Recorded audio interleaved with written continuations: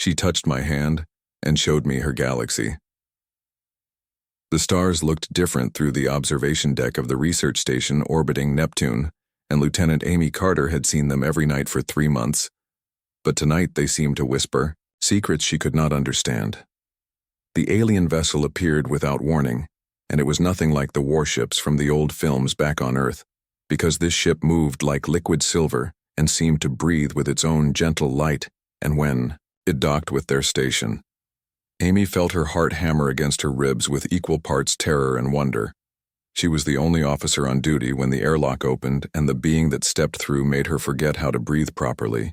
The alien woman stood tall with skin that shimmered between violet and deep blue like twilight itself had taken form, and her eyes were large and luminous, holding galaxies within their depths, and when she moved, it was with a grace that made human motion seem clumsy and rushed.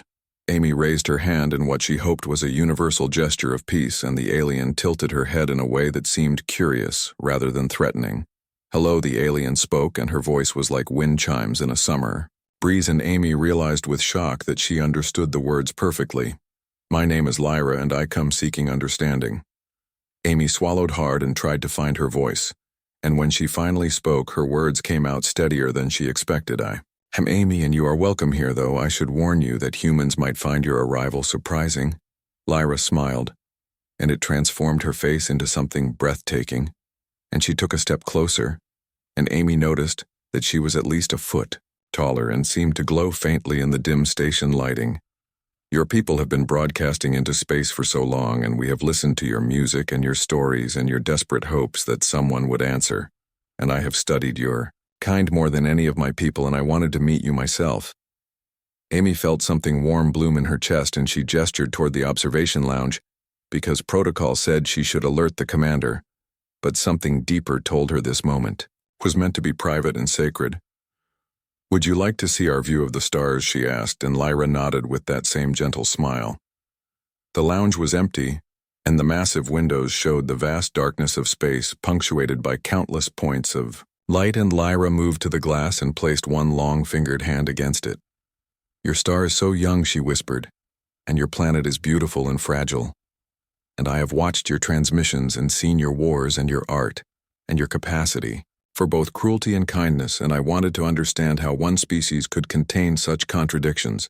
Amy joined her at the window, and for a long moment they stood in silence, and Amy found herself studying Lyra's reflection in the glass and noticing the way starlight caught in her hair, which moved as if underwater.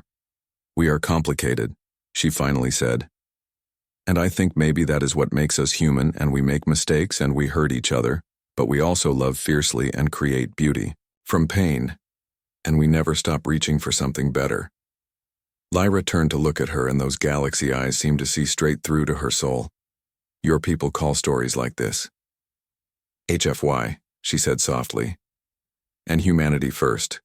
Yes, and you celebrate your strength and your refusal to surrender, and your ability to face impossible odds, and I have read thousands of your stories, and they always show humans as warriors and survivors.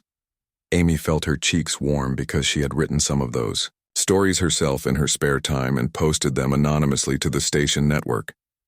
But that is not the whole truth, is it? Lyra continued. And you are also poets and dreamers and lovers, and you cry at sunsets and laugh at small joys, and you hold each other when the darkness becomes too heavy.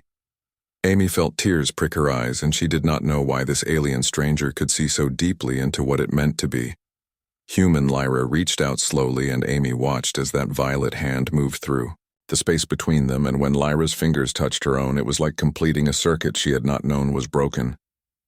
The touch sent a cascade of sensations through Amy's mind, and suddenly she was seeing Earth as Lyra had first seen it, and a blue marble hanging in black velvet and so achingly beautiful that Lyra had wept at the sight. And Amy felt that wonder and that love as if it were her own. Then the images shifted, and she saw Lyra's world, and it was a planet of crystal towers and floating gardens where the sky held 3 moons and the people moved in harmony, with rhythms Amy could barely comprehend, and she felt Lyra's homesickness and her courage in leaving everything familiar to make this journey.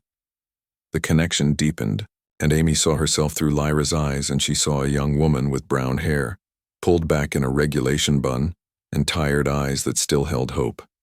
And Lyra thought she was beautiful and brave, and everything worth traveling across galaxies. To meet Amy gasped and pulled back slightly, but Lyra held her hand gently. "I am sorry," she said, "and my people share memories through touch, and I should have warned you. But I wanted you to see what I see, and to understand why I came so far." Amy's breath was shaky and her mind was still reeling from the intimacy of that connection, but she did not let go of Lyra's hand.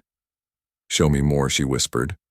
Lyra's smile was radiant, and she intertwined their fingers, and the visions came again, but softer. This time and more controlled. Amy saw Lyra as a child, learning to navigate the star paths, and felt her frustration when her wings, which all her people possessed, would not unfold properly. And yes, Amy realized with wonder, Lyra had wings folded so tightly against her back that Amy had not noticed them. She saw Lyra as a student devouring everything about humanity, and arguing with her teachers who thought humans were too primitive and too violent to be worth studying, and she felt Lyra's passionate defense and her certainty that humanity had something precious to offer the cosmos.